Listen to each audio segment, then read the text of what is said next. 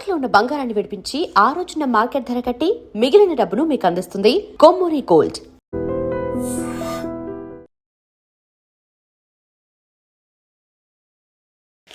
నమస్కారం, welcome to I dream.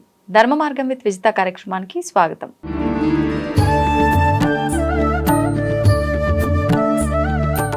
ప్రస్తుతం మనతో పాటు ఉన్నారు శ్రీ విద్యా ఉపాసకురాలు వేణుశ్యామ గారు. ఇప్పుడు వారితో మాట్లాడి మరిన్ని విషయాలు తెలుసుకుందాం. నమస్కారం అమ్మా. మా మహాశివరాత్రి రాబోతుంది. ముఖ్యంగా శివారాధన అంటే ముఖ్యంగా మనకంటే ఎన్నెన్నో పండుగలు ఉన్నప్పటికీ ఎన్నెన్నో దేవతామూర్తులకి విశేషమైన నవరాత్రులు అలా ఎన్నో ఉన్నాయి. కానీ శివుడికి మాత్రం ప్రత్యేకించి మహాశివరాత్రి. మరి ఈ శివరాత్రి పర్వదినాన్ని మనందరం కూడా ఏ రకంగా ఉపయోగించుకోవచ్చు? ప్రతి ఒక్కరూ అనుకుంటున్నది ఉపవాసము అంటే తినకుండా ఉన్నాము, లేదు జాగరణ అనంటే మాకు నిద్ర రానంత వరకు మెలకుతో ఉన్నామా, లేదంటే ఏదో రకంగా టైంపాస్ చేసామా, జాగరణ అయిపోయింది. అసలు ఏంటి నిజమైన ఉపవాసం, జాగరణ ఏంటి? ఇది మనం ఎలా ఉపయోగించుకోవచ్చు ఈరోజు? ఎలా అసలు శివుడికి సంబంధించిన దేన్నైనా మీరు చూస్తే మహా అని పిలవడం అలవాటు ఉంది. ఎందుకంటే ఆ మహాలోనే ఉందంతా. ఈ శివరాత్రిని కూడా మహాశివరాత్రి అని అనడానికి కారణం ఏంటి అంటే, మీరు దుర్గా సప్తశతి చెట్టి చదివినప్పుడు అందులో మొదటి అధ్యాయంలో చెప్తారు కాలరాత్రి, మహారాత్రి, మోహరాత్రి అని. ఇందులో కాలరాత్రి అంటే దీపావళి, మోహరాత్రి అంటే ఏంటి అంటే కృష్ణాష్టమిని కూడా మోహరాత్రి అంటారు. మళ్ళీ అది ఆశ్వేజ పౌర్ణమి నుంచి కార్తీక పౌర్ణమి వరకు ఉన్న నెల రోజుల్ని కూడా మోహరాత్రులు లేదా సిద్ధరాత్రులు అంటారు. ఇంకా మహారాత్రి అన్నది ఒకే ఒక్కటి. ఆ మహారాత్రి ఏమిటి అంటే శివరాత్రి. ఎందుకు మహారాత్రి అయింది ఇక్కడ? ఆయన ఎందుకు మహా అని పిలుస్తున్నారు?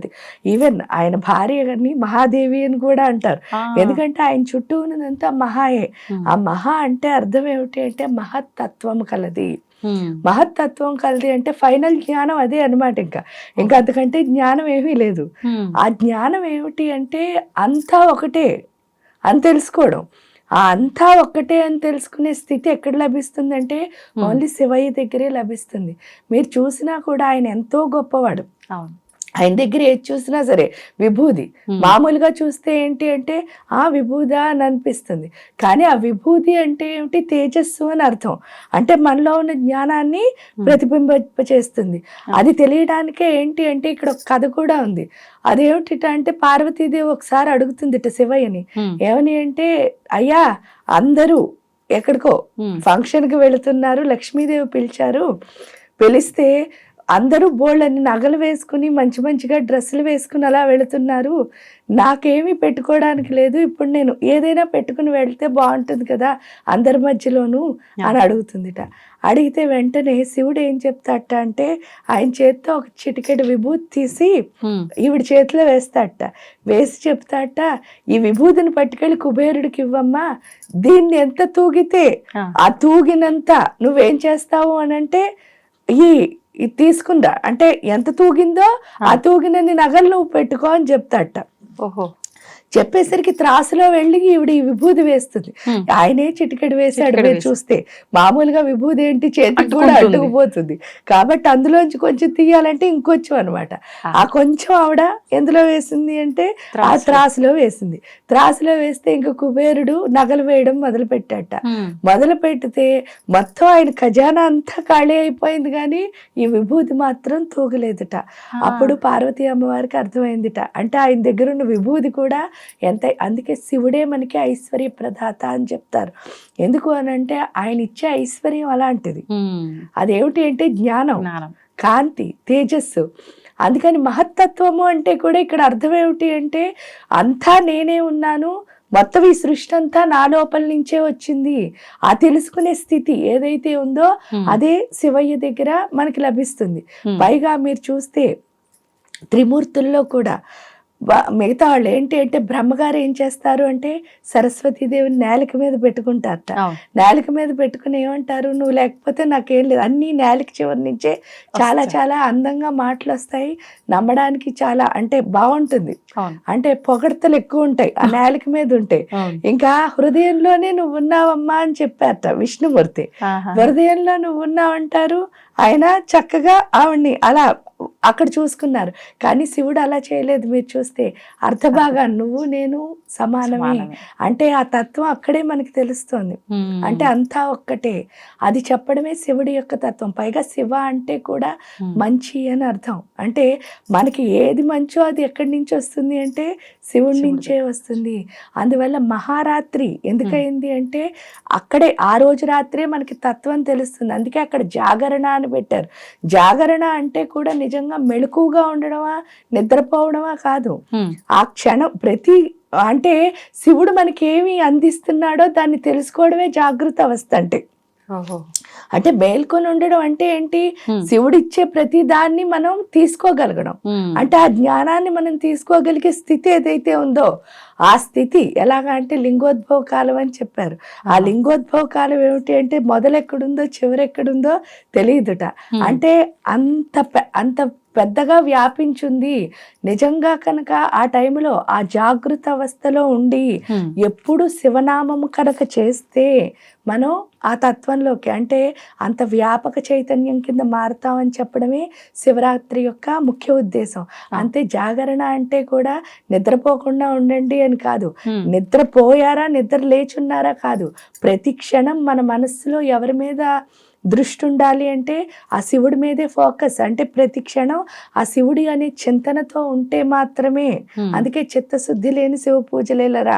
ఆ చిత్తశుద్ధి ఎప్పుడు ఆ చిత్తం అంతా ఎవరి మీద ఉండాలి అంటే శివయ్య మీద ఉండాలి. అది జాగృత అవస్థ అంటే. ఉపవాసం అంటే కూడా అదే. ఉపవాసం అంటే అన్నం తినడం మానేయని కాదు అర్థం. మీరు ఎంత అన్నం తినడం మానేసి సినిమా చూడడమో లేకపోతే పక్కింటి వాడితో కబుర్లు చెప్పుకోవడమో దానివల్ల ఉపయోగం లేదు. ఉపవాసం అంటే ఏంటి? దగ్గరగా నివసించు. ఎవరికి దగ్గరగా నివసించాలి? స్వామికి దగ్గరగా నివసించాలి. ఎంత దగ్గరగా నివసిస్తున్నావో అంత తత్వం ఎవరిది వస్తుంది మన లోపలికి. ఎందుకంటే ఇప్పుడు మన ఇద్దరం 6 నెలలు కలిసి తిరిగాం అనుకోండి, కొన్ని క్వాలిటీస్ ఇటు అటు ఎక్స్చేంజ్ అవుతాయో అలాగే అంత గొప్ప అంటే అంత మహత్తత్వం గల మహాదేవుడితో కనుక తిరిగాం అనుకోండి, ఆ మహాదేవుడి యొక్క లక్షణాలు తప్పకుండా మనకు వస్తాయి కదా. ఆ వచ్చాయనుకోండి అప్పుడు మనం కూడా కొంచెం జ్ఞానవంతులం అవుతాం. అందుకే సౌందర్యలహరిలో కూడా శంకరాచార్యులు ఒకటి రాస్తారు. ఏమని అంటే అప్సరసులందరూ వెయిట్ చేస్తూ ఉంటారట. ఎందుకు అంటే శివుడిలో ఎప్పుడు కలిసిపోతానా అని. ఎందుకు శివుడిలో కలిసిపోవడం అంటే శివుడిలో కలిస్తే మాత్రమే నీ అందం ఏమిటో తెలుస్తుంది. ఎందుకు అంటే ప్రకృతిని ఎంజాయ్ చేయడం తెలియాలి అంటే ఆ చిదానంద రూపం శివోహం శివోహం. ఆ ఆనంద రూపం ఎక్కడుంది అంటే మన ఆత్మస్వరూపం కింద మన లోపల ఉంది. అది తెలుసుకోవాలి. అది ఉపవాసం అంటే. అంటే మన ఆత్మని మనం ప్రతి క్షణం సందర్శించే స్థితి ఏదైతే ఉందో. ఎందుకంటే మన ఆత్మ ఎవరి స్వరూపం అంటే రుద్రుడి యొక్క స్వరూపం. అది రుద్రంలోనే చెప్పారు, ఆత్మభౌడే రుద్రుడు అని. కాబట్టి ఆ ఆత్మ ఏదైతే ఉందో దాన్ని ఎప్పుడైతే మనం తెలుసుకున్నామో ఆ తెలుసుకుంటేనే మనకు ఆనందం వస్తుంది. దాన్నే సెన్సిటివిటీ అంటారు. సెన్సిటివిటీ అంటే మనకు తెలుసున్నది ఏమిటంటే నెత్తి మీద కొండ ఉందండి ఏడుస్తున్నారు, దాన్ని సెన్సిటివిటీ అనరు. మన లోపల ఎమోషన్ అంటారు. సెన్సిటివిటీ అంటే ఏంటి అంటే మన దగ్గరికి వచ్చింది ఏదైనా సరే మనకు కనిపించింది, అది చిన్నదవనివ్వండి పెద్దదవనివ్వండి, దాన్ని ఎంజాయ్ చేస్తాను చూసారా, ఆనందపడే స్థితి. ఆ ఆనందం ఏదైతే ఉందో అది సెన్సిటివిటీ అంటే. ఆ సెన్సిటివిటీ ఎవరిస్తారంటే శివుడిస్తాడు. అది వస్తే దాన్నే భావస్థితి అంటారు.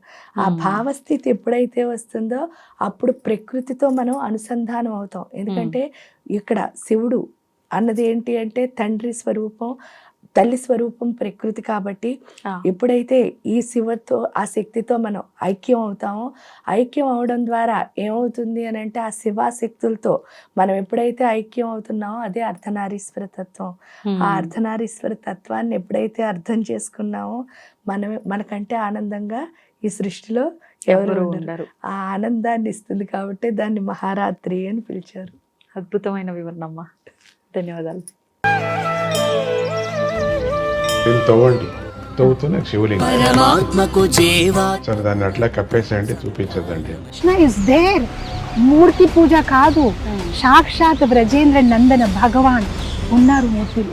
ఏమీ ఆశించకుండా ఆరాధించే వాళ్ళు కూడా ఉన్నారా ప్రభుజీ?